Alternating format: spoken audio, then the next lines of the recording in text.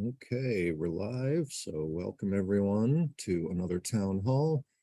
And let's see, we've got the YouTube chat is there in the lower right of my screen, so I hope you keep an eye on that if we end up with somebody joining from YouTube. Ben, I take it you can help with notes, is that right? Awesome. Okay, so doesn't look like we have any new folks to introduce today, so on we go. All right, so I had an action item to gather details of monthly infrastructure costs and draft a Lumio proposal. I have not drafted the Lumio proposal. I did gather the costs and everything. It actually ended up being more than I was expecting. My fault. I haven't really kept an eye on things, but I detailed out everything here. The parts that we're talking about here would be the mail gun, the transactional email, and the Azure hosting. And we've hit about $7,000 on that. That's ended up going to my card. Should have caught it a lot sooner. So we're gonna have to talk about what's appropriate there. I don't know that it's reasonable to expect a full reimbursement of that, but those are the numbers. So I figured we could have a discussion about that. I see that John's not here yet. I'd like to include him in that discussion, so we'll come back to that later. I was also tasked with sharing a Google Doc so that we could brainstorm new top content for the chapters page, which we did. John put a suggested kind of outline format up here. I would just like to have others, I don't want this to just be one person. I'd really like others to chime in on this. So does somebody else want to offer any suggestions or revisions on John's take, or do we want to just use what he put as is? I don't know if it makes sense to try to workshop it in this meeting. Ideally, I'd like to have you guys just kind of go and use the document and comment and edit yourselves, but that would be best done outside of this meeting. The link is in our notes here, and if it's easier, I'll pop a copy of that into the chat so that you have it there.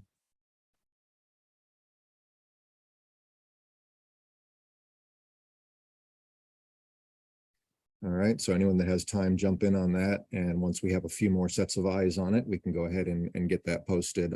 I know there are other changes in the works with regards to chapter management, chapter functionality, the chapter map, but I think this kind of wording would probably apply in the old or the new scenario. And there's John, welcome. Hello, finally. Next one was also for me. This one was to train Rick on the template functionality in the help desk, which was done. He and I had a good meeting, went over a bunch of things, including that. So we will look at some of the open tickets in desk a little bit later in our meeting, but that training was completed, and Rick continues to do a great job for us in the help desk. Next one was another for me to meet with Andrew and review the Azure configuration. We did that. We did adjust the configuration. We shifted over to reserve capacity on a number of our VMs, which ended up reducing cost by about $2,000 a year, as a matter of fact. Okay. Had it been something I was aware of sooner, I would have done it sooner. John, I shared when you weren't here that I did put together a spreadsheet with the cost detail and everything. It ended up being more than I was expecting. We're looking between the Mailgun services and the Azure services. I've actually taken on about $7,000 that I was hoping could be explored. Obviously, it would have been much better for me to have caught that sooner. So I'm not necessarily expecting a full reimbursement on that, but those are the numbers. So, and I think that's of all that. I'm aware that I'm on video, but I think that's our little secret. It's a good faith effort. These things happen and we can afford it. It shouldn't come out of your hide. Yeah. Well, so I don't know. I guess my action item was to draft a Lumio proposal. I didn't do it because I wanted to have this conversation first. If you think that's reasonable, then I guess the task remains on me to go ahead and write up a Lumio proposal, given the amount, and kind of explain the situation and see if the community is in favor of that reimbursement. Everyone okay with that plan? Okay, I will do that then. So I will leave that task on my list. So this one is done. Rick, coordinate an introductory meeting between e-NABLE and 50 Legs. Any updates? Is my audio working? Now it is. Yes, we got you. I'm sorry about that. I was on That's my all right. PC. I went to the iPad. I don't know what happened. Yeah, I have written to them twice, and I have not as of yet gotten a reply. Oh, that's too bad. I know, I'm not really sure what's going on, but I'll ping them again. Yeah, I mean, And- hopefully it's just a sign that they're just so busy doing so much good work and they'll get back to us when they can, but. Yeah, I don't, it's just, it's not like they post a dial number where you can just call them. You kind of have. Well, to they're in the look same for- situation as us, probably, a lot of volunteers. Right, yeah. so. And I'm sure they don't know who I am, and they have administrators that I'm sure do their coordination for them. So I'll just. Well, I ping don't them. know. I mean, I don't know what, it might be worth talking about sort of what messaging you're using as you're reaching out. You should capitalize on the community itself by sort of positioning yourself as a member of this global volunteer community with thousands of members, et cetera. Let them know that this is, we're not just a couple of guys here trying to get their attention. I don't know if you're doing that, but you might want to let them know a bit about. Do you by chance have an e-NABLE email address, return address? You could maybe send them an email as well. I mean, that might get their attention also. Yeah. We could do that. So, Yeah. John and Ben and I all have e-NABLE.org addresses. So if you'd like us to make an attempt, and we can CC you and reach out. And by the way, we can easily set up an e-NABLE address for you, Rick, if you'd like that. As we should. Yeah, absolutely. Yeah, I mean, maybe that would carry more weight. They probably It's a good idea. probably get a lot of emails. And you're coming from a Gmail address. You're absolutely right. Why Yeah. don't I take that as an action item? That's easy. Just let me set up an e-NABLE account for you. That probably would carry more weight than my poor Sure. little Gmail. Yeah, so let's do that next. I'll set up an e-NABLE.org address for you, Rick, and you'll try emailing them from that. And if that doesn't work, then we'll look at other possibilities. Okay, good. And the next one is another one for you, Rick. It says Rick Williams superhero needs to give us a gee. presentation. Well, My wife and I did a couple of videos this morning. Oh, Actually, we're babysitting Marcus today. So Marcus, did you hear that, Marcus? We were rocking and rolling today. We plugged him into this huge amplifier, and he was mosh pitting today. nice. Okay.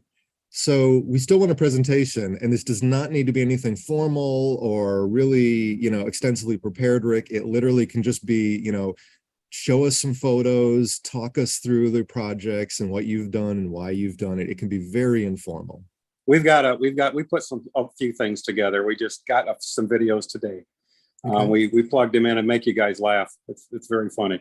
well, that's And where great. can But where can we find those videos as a side? What's that? Where can we find those if we want to see these videos? I'd be happy to put them. I put my server out there for you guys. I'd be happy to put them there. And you said that there was another place I'm not having much luck putting them on the hub, because I've been sticking them up there as a thread, and I think people miss the threads. I even put your names on them, and I'm not even sure you saw them. So it's probably what I'm doing. I'm probably just responding to my own messages, and maybe it just doesn't look right. Well, I mean, for videos, most people host them on YouTube. They can be either listed or unlisted, depending on how visible you want them to be, but that gives you free unlimited storage, and it makes them a little easier to find. Then you can just share the YouTube link in the hub. Whatever works for you guys is fine. We just did it this morning. well, we were having our rock and roll session this morning. So well, that's cool. I have a few points. One is, I don't know if Jeremy is aware. I think, as I understand it, Rick is presenting his MIDI interface thing today at the Bionics meeting. Is that correct, great. everybody? Okay. that's my understanding. Yeah, 1 o'clock, I believe. That's right. I think that's Okay. my time. I haven't gotten a link yet as to where that is, but Ben had reached out and Yes. asked if we would just do a couple of just something simple, and I said sure.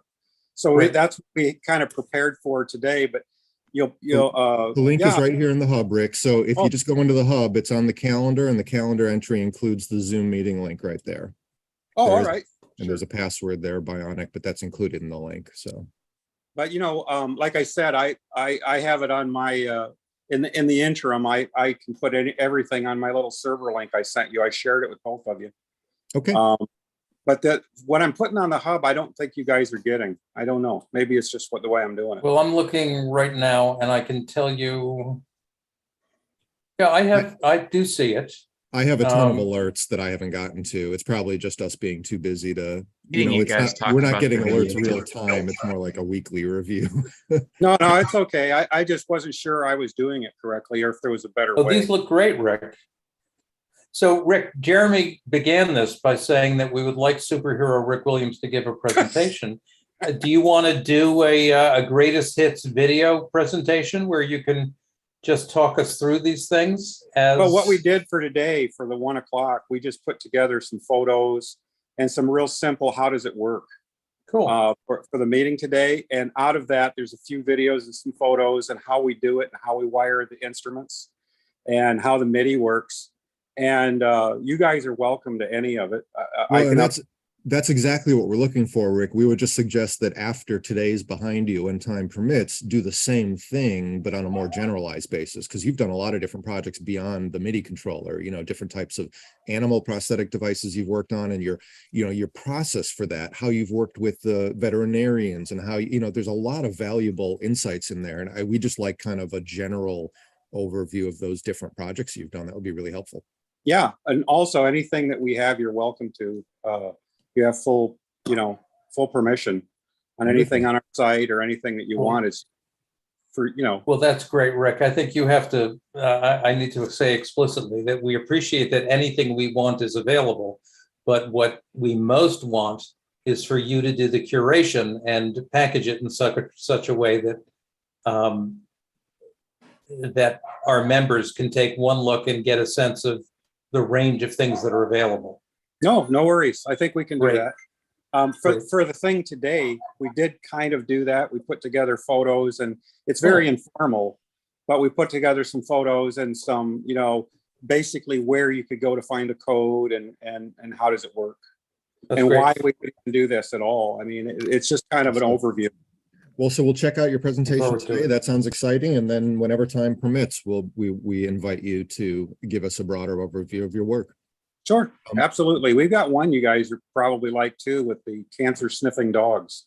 Oh yeah, yeah. Um, I think I talked to you about that Yeah. number of years ago. That I would be want really to hear that interesting. one. Yeah. All right, we got to move on here. Ben, I added one for you here to update our pin post and the monthly schedule for June. I know you've been really busy. I just noticed that the pin post still says May, and there's nothing in the wiki for the June events yet. So Right, yeah, I can work on that today. I do have some of the June events all scheduled, as is the meeting today, but I do have to follow up with a couple people, and I'm still waiting to hear back from some of the stuff later in the month. Sounds good.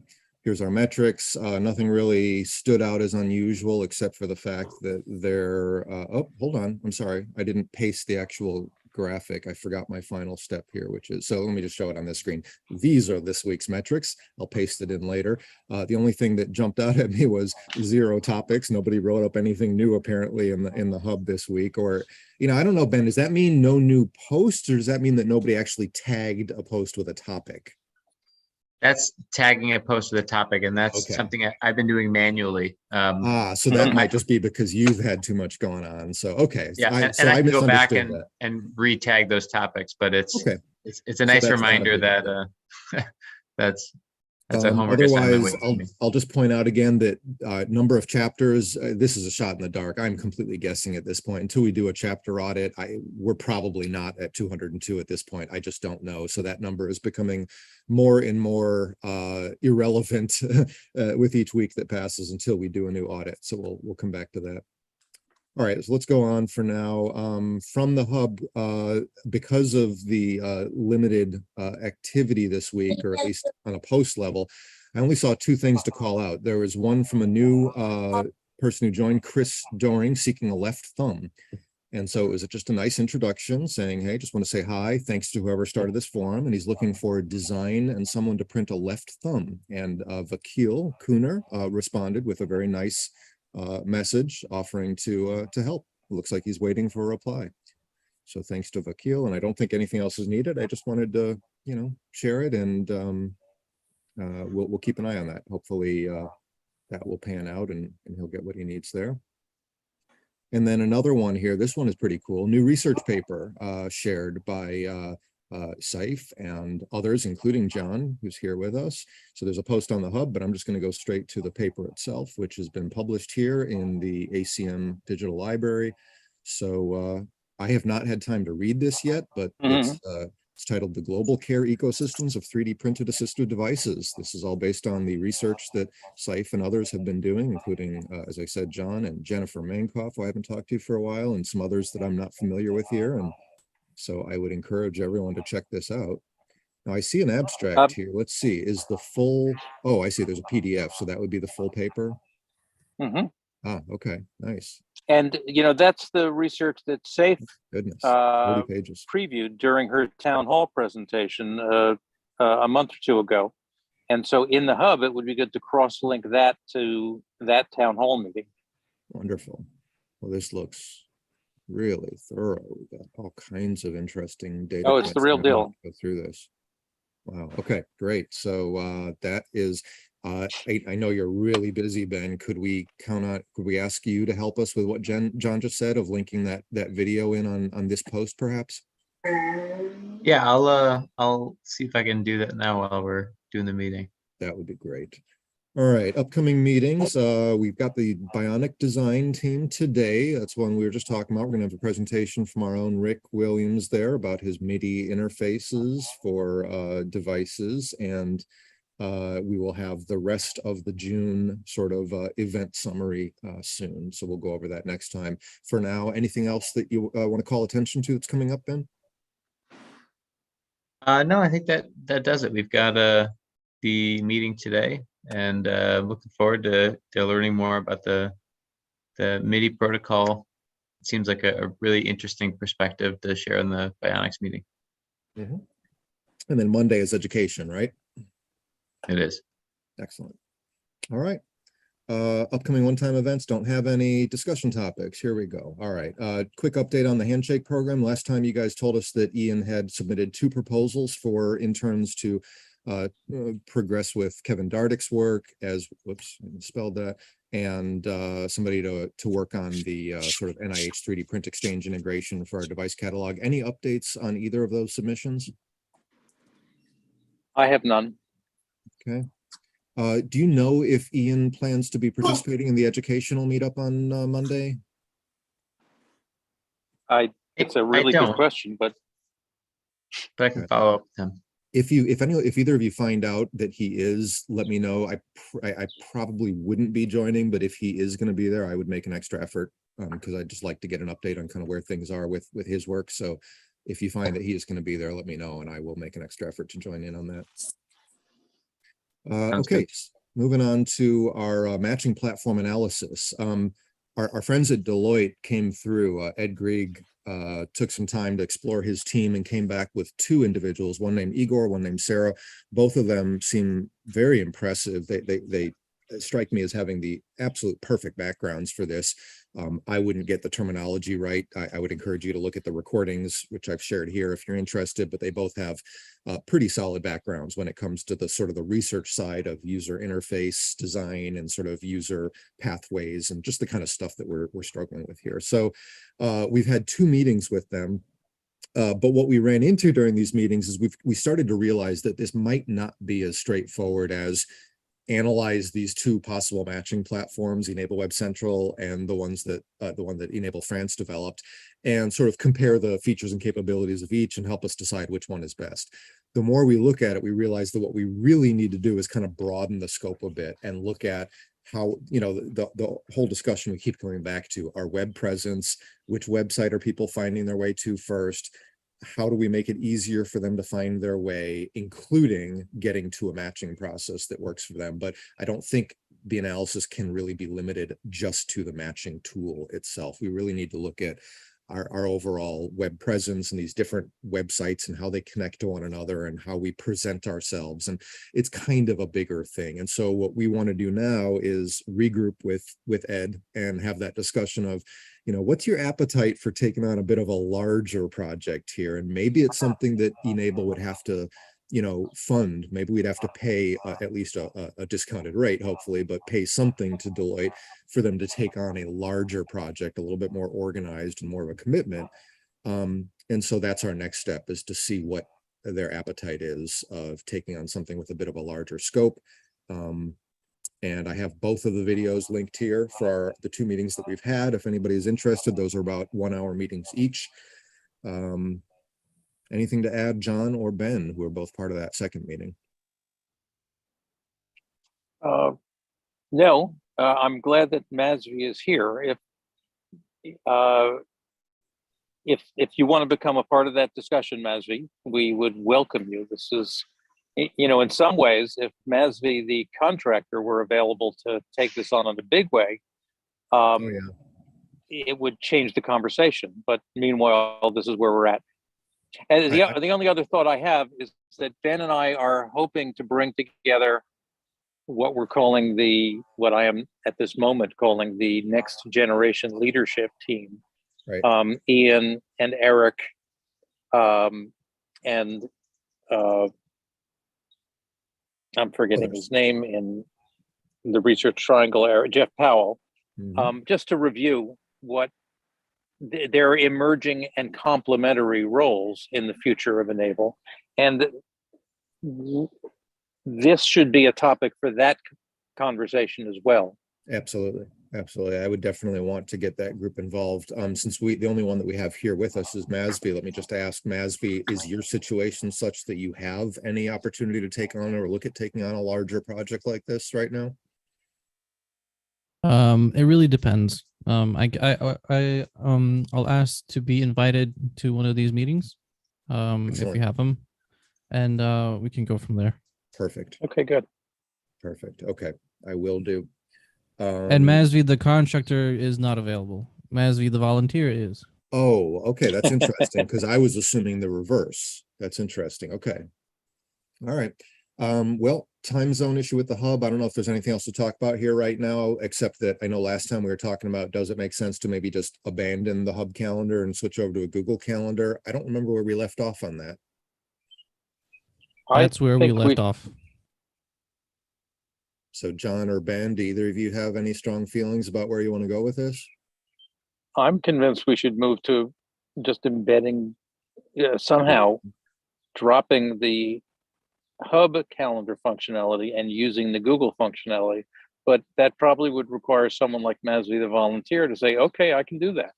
Well, I mean, I think the biggest effort is just, I mean, any one of you, John, you've got an e-NABLE account already. So under your e-NABLE account, we should set up a new Google Calendar, set it up as shared. I think you know how to do that. I can help if needed. And somebody needs to just start the process of migrating all the data that's currently on our calendar over to that one. And then once it's fully populated, then we just give Masvi the link to this shared calendar. And I'm sure he can plug it into the hub for us. But I think we got to get it built and populated first. Now, is that going to solve all our problems? Plug it into the hub as a widget, not a problem. Replacing the native internal calendar, that is something that we probably shouldn't cross. Yeah, no, I'm thinking that when you click that calendar button on the top of the hub, it'll just link to a page that literally just has the Google Calendar embedded, and just leave it at that. That's what I was thinking anyway. I don't know. Anyone else see it differently? No, I think that's right. Unless Masvi is implying that there are functions of the hub calendar that are going to insist on surfacing. I just, I don't mind it being there. I just don't want it to be active functionality. The nice thing about the hub calendar is we get alerts and reminders, when we have events coming up. You can, see the next upcoming events, which is that kind of upcoming events feed has been very handy. I use that quite a lot. So I guess I don't know if there's an easy way of doing that with a Google Calendar of, showing the next 3 or 4 upcoming. I don't know if they have a widget. I think there is. If you have it in agenda view, it shows a list. Perhaps. Okay. I just don't know what the embed options are. I mean, if you can embed a version that's just the agenda view on one page and then embed a full month view on another page, that would be ideal. You can indeed. I don't think that is a problem in terms of displaying the calendar or the upcoming events. That's solvable. The bigger issue is if we abandon the hub calendar, It is more of a utilization thing. Are we using the native Hub calendar for more than just the upcoming widgets, upcoming events widget, or are we using it for more stuff? That's the only. I don't think we are. The only thing that we And if could we be- aren't, then there really is no seeming. right. We can do the switch without too many problems. The The only only thing problem that- is that right now, anyone can create an event on the hub. If they're registered, they can create an event on the hub. Right. If we go the Google route, they have to be authorized to do it on the enable Google Calendar. So that's the thing where it disjoins the community a little bit, because Well, here and it's all that's going to be a integrated and question there of it's not. whether we can tie in maybe to the hub. I know they have, Google authorization on the hub. I wonder if down the road we could look at, unifying the authentication so that if they're already logged into the hub, they have access to the calendar. Regardless, it wouldn't be as streamlined. And the other thing that would be an issue is, on the hub calendar, we have the ability to invite people to events based on their hub accounts. Now, we haven't been using that, but that's something that we wouldn't have with the Google Calendar. So far we've used the hub calendar in a very generic way. We create an event and then we manually share it, in the stream. But you do have the ability to invite specific users or specific spaces and that kind of thing that we wouldn't have. Ben? I think we've explored this as far as we can without actually trying it. We can always fall back to the hub calendar, but I will volunteer to work with Ben to port the events on the hub calendar. Well, that's Into awful a generous Google of you, Calendar. John. Ben's got his What's hand that? up anyway. What's I said- on your mind? I said that's awful generous of you, John. A couple things. One is, keep in mind that if we take a couple steps back, this is about time zone issues. And it might be worthwhile for us to, as a sort of an ad hoc step in here, to see if we can add in something with every event that just says, please check your time, with a little asterisk that reminds people that there's some issues with time zones. Well, and just to jump in there real quick, I don't know if you've noticed, but when I do my post for the weekly town halls, I actually include a link off of the time, which goes to this site called TimeBee, which will Right. automatically translate it into whatever their local time zone is based on their geolocation. So we could use something like that as a best practice, where we make sure to include a TimeBee link, and that way they just click on the link and they will always see it in the correct time. But that's kind of a workaround. Yeah, it's a little awkward, but responding to what Mazzy was mentioning before, there's a lot of integration. So if I put an @ sign, I can just type somebody's username and That's true. it pops right up. There's all the, basically saying that somebody's going to attend a meeting or not attend, being able to cancel event and have that be integrated into the little widget on the side as something that's automatically canceled across the sort of different calendar options. And I do really appreciate that if you look at the calendar, every time something is posted, so let's say if you click on the Bionics meeting for today, that's a post. So as soon as I finish the calendar event, it's automatically a post that can be commented on, it can be liked, and it's something Okay. that during the event That's a good itself, point. I copy and paste the video So- link from YouTube, and it becomes the archive. So let's review the issue. Am I understanding it correctly that the time zone sort of flaw only affects people who are not signed in to the hub? Because once you're signed in, as long as you've set your time zone correctly, this is not an issue, right? Okay. Well, Correct. those I'm are two not- conditions. Okay, so just personally, because it does remember your sign in as long as you're allowing cookies. Whenever I go to the hub, I'm signed in. It's not like I have to sign in every time. So I'm wondering if we can't just kind of encourage our regular users sort of to use it the right way, stay signed in, make sure that you have your time zone set, and then we can keep it as is. Maybe this is more of an education thing. How about a suggestion would be to create a dummy widget, which would just be just a box above the upcoming events, and just put in a quick sentence or two regarding this issue, and then hopefully it will resolve itself in a few months or so when everyone Masvi, is up to speed. That's a great idea. Can you have a widget appear only if somebody is not signed in? Yes. Well, there we go. Maybe that's the way to do it. Hey, I notice you're not signed in. You might want to watch the time zones and have that appear only if they're not signed in. That seems like a great solution. You know, Well, a step in that same direction. Is it possible, Masvi, to have a widget that lets people know if they're signed in and lets people know what time the hub thinks it is for them? Right.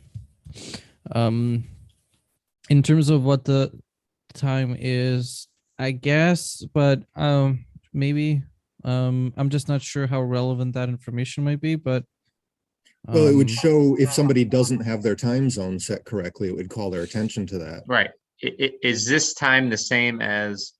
For that matter, you could just show the the time event. zone. Your time zone is currently set to. You Right, could just show right. the time zone, which either one, but that Or would be, we've noticed that you have the default time zone. Watch out.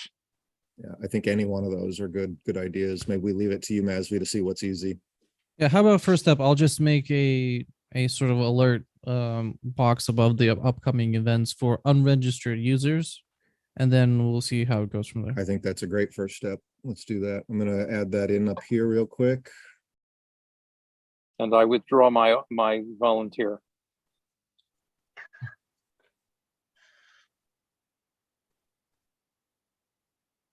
Okay, awesome. Thank you.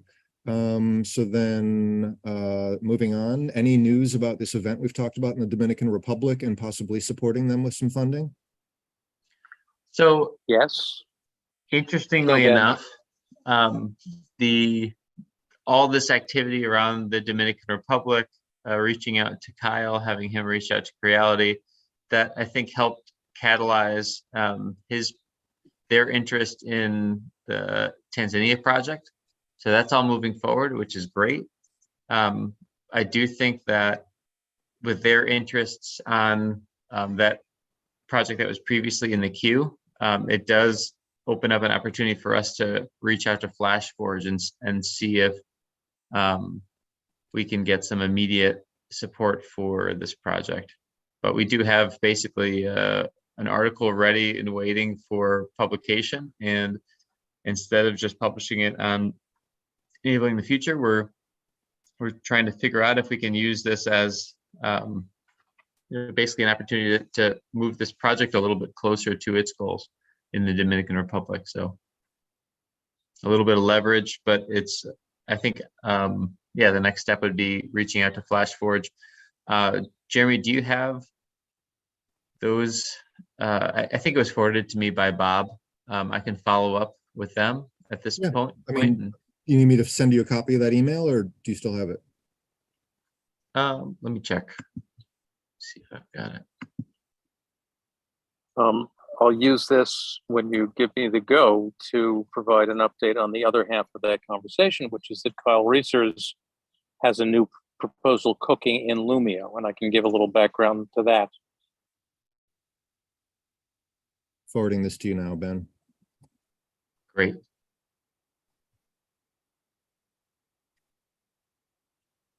Okay. I'm sorry, I was distracted there, John. Did you? Okay, so the Dominican prospect triggered the Tanzania prospect, which is to say that Kyle had previously raised the possibility with Creality of a sponsored trip to Tanzania to deliver 6 devices and to help a man whose name I'm forgetting open a prosthetics clinic in Tanzania. This is someone Ben had worked with when Kyle had worked with when he was an e-NABLE fellow and traveling in Africa. Creality has now agreed to send Kyle to donate 6 machines, and Kyle is cooking up a proposal to the e-NABLE community to donate, he suggests, $3,000, which will allow unnamed person to pay the down payment on for 6 months of the facility that he would open with these 6 printers. If this happens, the bottom line would be that for $3,000, we get to have Kyle go there, have them receive 6 printers, have them open a clinic in Tanzania where there's great need and some pre-training, and Kyle will do some workshops as well as, by the way, help them produce a lower limb prosthetic for a candidate who's already there. So that means Kyle makes an investment, Creality makes an investment, and the e-NABLE Fund makes an investment. And some known quantities actually get to establish an ongoing facility in a part of the world where there's real need and opportunity. So I'm all for it. I think it's a nice, happy event. I have neglected to communicate my enthusiasm on Lumio, but I will do that. And I urge everyone else to communicate their preliminary thoughts. Kyle will turn it into a votable proposal with an actual budget. And Eric, who did weigh in, suggested that some deliverables be specified, and Kyle will follow up on that. I didn't think to ask Kyle to do what I just did, which is to present to this group. But Ben and I have been in on these conversations, so I predict that within a week, there will be some more informal expressions of support. Kyle will create a formal proposal, and I hope it passes, and Kyle arranges to go to Tanzania with 6 printers and a starting gift from the e-NABLE Fund. Looks like a really nice write-up. Good deal. Okay. On we go. We already talked about Azure hosting costs. I just wanted to follow up to point out that Andrew and I did review, and as I said, we adjusted settings going with reserved capacity, saving about $2,000 a year. That represents about, I think it ended up being about a 34% savings, because basically what you're doing is you're committing for a period of time to use it as at a certain level. Now, when you do reserve capacity, you have the option of doing a 1-year commitment, and that's what gave us the 34% savings, or you can do a 3-year commitment and you can get something like 56% savings. So we could have saved a lot more money, but to my mind, committing to 3 years on something as fluid as e-NABLE seems a little too risky. I don't know if you guys I agree see with it that. differently. Okay. I'm sorry, Jeremy, how much are we paying for hosting the hub? Well, it's all together, right? I mean, I'm looking at Azure as a whole, so that includes e-NABLE Web Central and the hub, and all the associated infrastructure, the VMs, the database, all of that is included in there. So there's a very good chance at some point in the not too distant future that we might move away from e-NABLE Web Central. That's an ongoing discussion. And if we do, that could all be shut down and that would reduce the cost. We have a $3,500 a year grant from Microsoft, so we don't have to pay for $3,500. And with this change in, switching to reserve capacity, we should be somewhere around $4,000 a year now in our usage costs. So that means that out of pocket, we'd be, somewhere in the $500 a year neighborhood, which is not bad at all. But that's where it's at right now. If we retire e-NABLE Web Central and the associated, database and all that, I think we'd be well below the $3,500 level and we'd be well within our grant. I just wanted to put this out there that for hosting a website like the hub, minus the mail server, realistically, we're talking about $500 a month in hosting fees. You said 500 a month? 500 a year, I'm sorry. A year, yeah, that makes more sense. Yeah. Right. So, and if we shut down e-NABLE Web Central, where you no longer need an Azure server, and it could be a commodity server elsewhere, So that's where we're at. And that's why I think a 1-year commitment makes sense. Honestly, I just mean, at this point, I think MASV has become the closest thing we have to sort of the primary system admin for the hub infrastructure. And so I say it's really up to him. If he feels more comfortable, you know, hosting it elsewhere and it can save us some money, then I'd support it. Well, that's pretty much it. To host it elsewhere would cost in the neighborhood of the ceiling would be $1,000 a year. That would be the full bulk cost. Now, that could maybe potentially also include all of our emails. That's we'd have But to I look have at. to- I'd It's have like to I look said, I mean, into it if we more. shut down e-NABLE Web Central at some point, then our $3,500 a year grant that we already have, I think will more than cover. So we'd have zero out of pocket in that case, and it might be worth leaving it where it is. But I think we need to take a closer look at that. so for the moment, here we are. For the moment, we optimized it the best we can. I'll have to get a Lumio proposal going for those extra costs, and then we'll just have to decide kind of what to do going forward. But I think we have, you know, let's see where the discussions with the Deloitte team go, and we'll bring MASV in on those, and I think the answer will become clear over time. So on we go. Open tickets in the help desk. There was one that I wanted to look at together. There was an inquiry from an NGO that is, let me get back to my ticket screen here. So there was this message here that I wanted to look at together. This Madalena works with a US-based NGO called the Advocates for Human Rights, and they're in contact with several Ukrainian civilians. One of these is a child who lost her arm during the Russian invasion. The hospital she's in has given her a cosmetic prosthesis, but it is non-functional and does not improve her quality of life. She's wondering whether our organization is able to assist this child to obtain a functional prosthetic arm. So we've been looking for how we can help in the Ukraine. Here's at least one person we can help if we can. And where is this person currently located? I have to assume still in the Ukraine. I don't know. They didn't say otherwise. Okay. Maybe not. You're right. I don't know. Maybe she's gotten to somewhere else. It's not clear here. But we need, basically Rick said that he wanted to escalate this one. So somebody owes her a response. And I honestly, I'm not quite sure how to respond. I want to, you know, connect her with somebody and see if we can help this person, but I'm not able to take that on. Any ideas? So this one came in through the hub, right? Through the help desk. This was an email to support. Through the help desk. Yeah. Okay.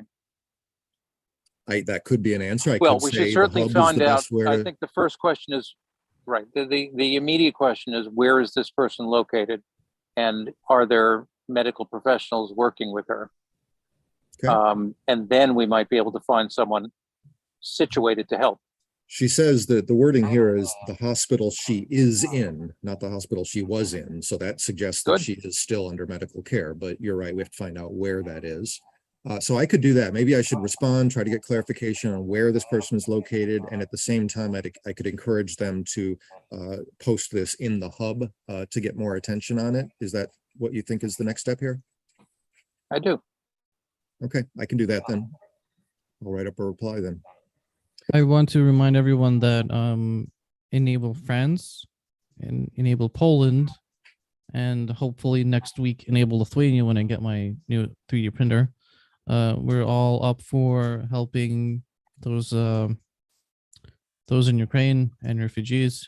So I'm not sure if this warrants forwarding that email to us. Maybe just put it on the hub, but just keep that in mind. I'd love to forward it to you, but how would I do that? Is like, you mean send it to the chapter leader of each one of those? How would I do that? You can send it to me and I can try to forward it if needed. Okay, well, how about that? How about I respond first and just get some clarification on where this individual is, and I can CC you when I do that and get you into the loop. Does that sound Just like? use great. just use my chapter email, enable@bymoo.eu. Wait, let me write that in here. Is it with the dash or without? Without E-NABLE at what? by bymu.eu. Got it. I was going to mention for the chapter leaders roundtable, Masby has agreed to share some of his recent efforts in coordinating between the different chapters. That meeting could be worthwhile to either try to meet with this woman or this organization beforehand, or even invite them to join, if that's the focus, if that's the topic that we're going to be looking at. But that event is, or that meeting is, let's see, the 11th. No, is it? That's wrong. Hold on. June 13th. So heads or tails, it'd be easy enough to link in that event. So this person knows that that is going on. Okay, well, so that's June 13th. Is that Friday the 13th? No, Monday. Monday the 13th. Okay. Masvi and I and other chapter leaders will be focusing on the Ukraine situation. Masvi has just stepped up as the probable liaison to this case after Jeremy locates the person.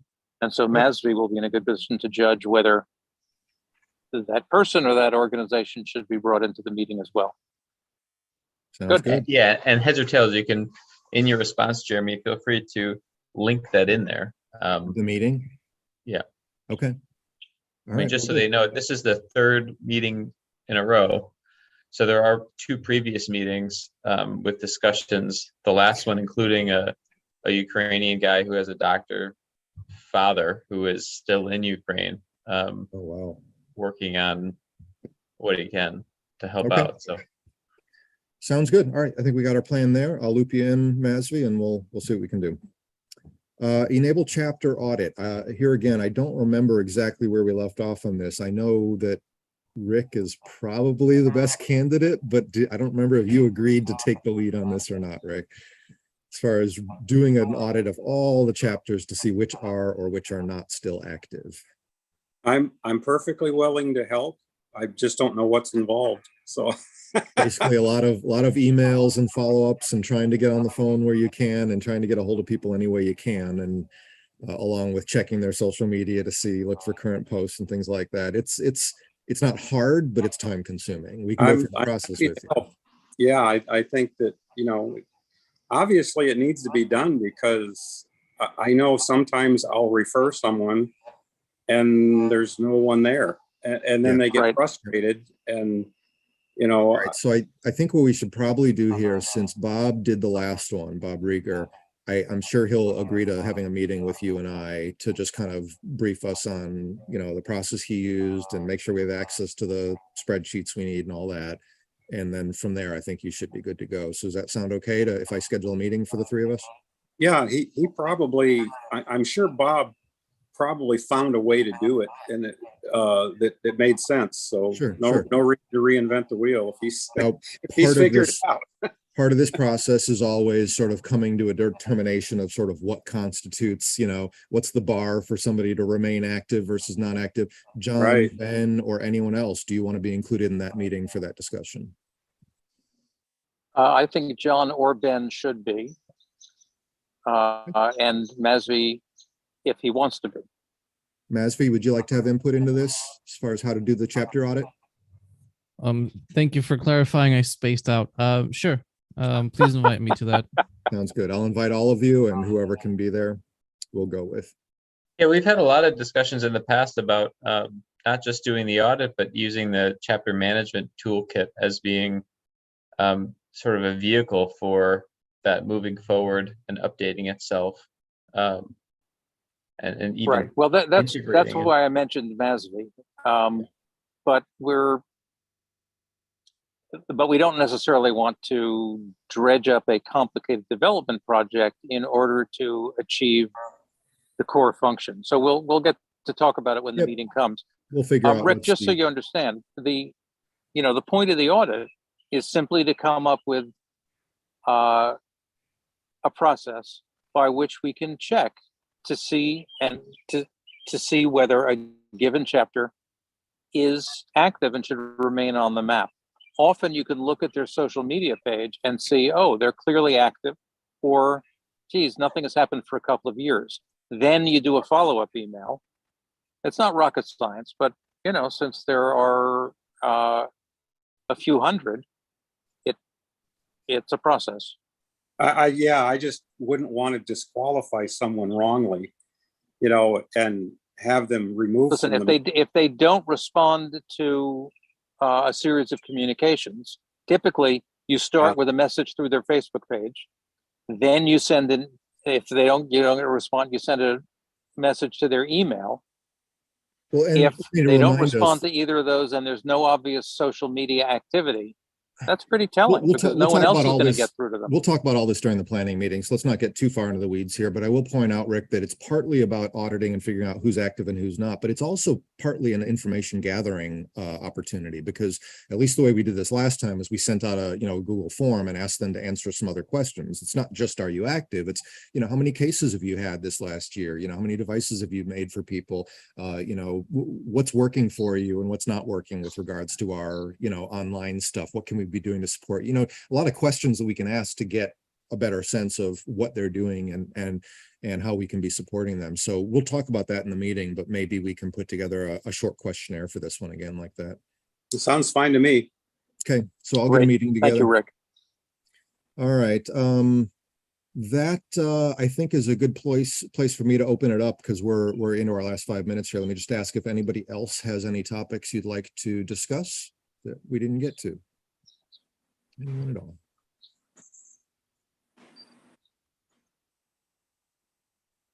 Okay, well, then I guess we'll wrap up. We've got our Bionics team meeting in just over an hour. Is that right, Ben?